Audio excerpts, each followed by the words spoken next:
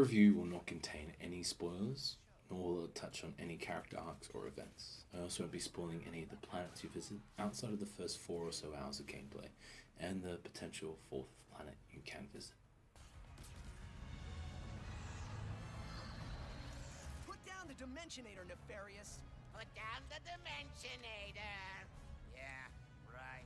Today, you will see what losing feels like. Spoiler! It's exhausting! Skillup, in his review, referred to Ratchet and Clank Rift Apart as the best looking game he's played. And to be truthful, I didn't quite understand how a game with a cartoon aesthetic could be crowned with the title of best looking. Not to take the piss out of Skillup, he's actually one of, if not my go-to reviewer. However, after playing through Rift Apart and starting over on challenge mode, I can honestly agree that this game is absolutely beautiful. Ratchet and Clank was first released in 2002 on the PS2, and after 8 main entries, a 2016 reimagining of the first title with complimentary movie and several spin-off titles, we finally arrive at Rift Apart, almost 2 decades after our dynamic duo first graced our consoles. Rift Apart has shown how far Insomniac as developers have come while maintaining the charm, comedy, and fun gameplay that players fell in love with just after the turn of the millennium.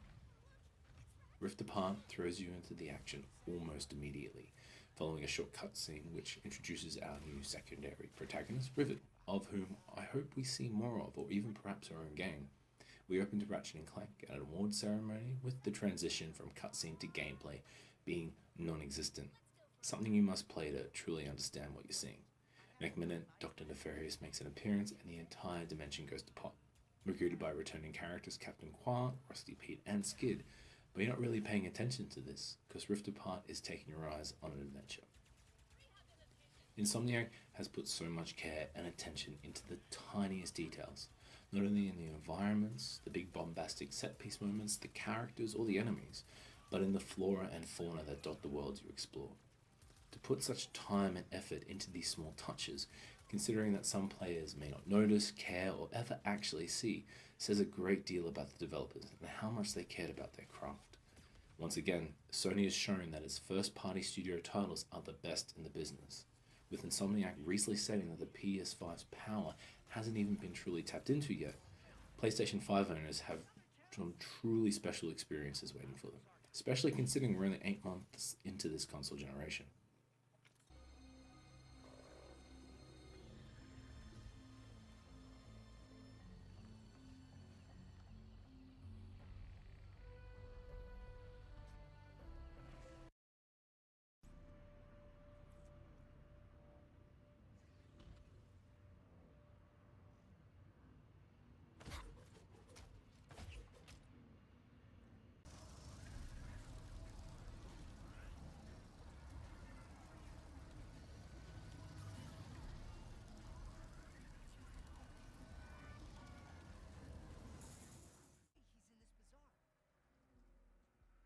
It's no joke.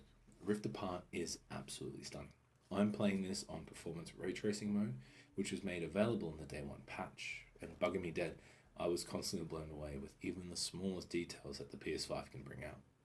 I'm a sucker for water and fire effects, going so far to really judge a game based on these 2 criteria.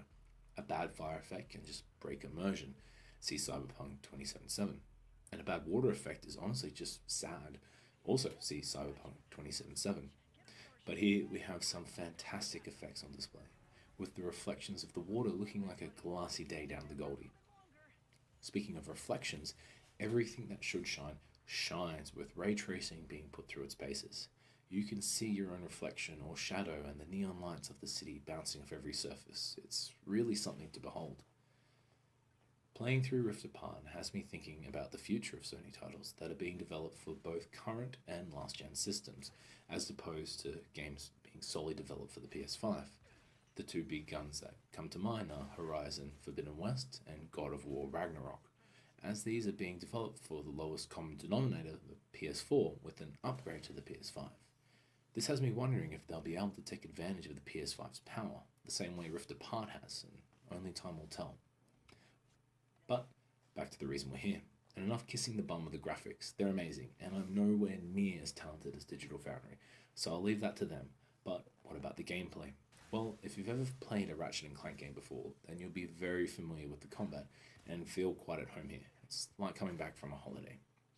You have your wrench or hammer for melee attacks and access to various weapons that you can upgrade and unlock as you play through. Really, I only ever use the same 5 or 6 guns, reverting to the other neglected weapons only when I've run out of ammo. Some of which I won't even spoil, but let me tell you, having an upgraded Mr. Fungi is a boon to battles, as they can get pretty frantic at times, and having a friend help you out is always a good thing. The biggest addition to Rift Apart are, other than Rivet, for which I'm sure Rule 34 has already been swamped with, and no, I will not be checking, are the rifts. Now, a great deal has been made about them all the way through the marketing campaign, going as so far as to be the showcase moment for the SSD inside the PS5. And they're honestly great fun. You can use your tether to pass through the golden rifts, both in and out of combat. They can be used to gain the advantage or a new position on a group of enemies, while also being used to traverse the environments. I was always astonished when I passed through these. It really blew me away, almost like my brain couldn't quite understand why there wasn't a load screen or small cutscene, which brings me to the purple rifts. These are dotted throughout the worlds and open up to optional areas which contain an obstacle course or challenges and grant an armor part at the end. When you pass through either side, the PS5 is simultaneously loading both environments, which you can exist in at the same time.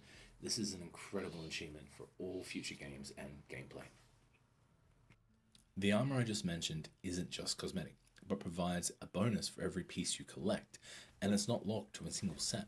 Each piece of armor, regardless of the set, provides a permanent bonus, from XP gain to melee damage.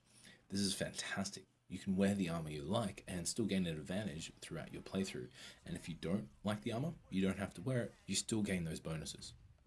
The haptic feedback is also on show, with the R2 button changing the action of certain guns. A half push will do one thing, like aim or act as a shield, while a full push will fire a weapon and activate a secondary fire mode. Of all the guns I used though, the lightning gun provided the most satisfying feedback. The constant vibration of each shot being fired really provided some great gameplay. It wasn't all perfect though. One issue I had was with a dragon you gain the ability to ride fairly early on. The controls are very tanky and I found it difficult to maneuver. I would always find myself bumping into scenery and then falling off, or having to do a giant loop because I missed the target by a hair. And then there was this, a fantastic glitch that gave Ratchet a very broken wrist and turned his right side into Rayman. I'm honestly not even mad, it gave me a good laugh.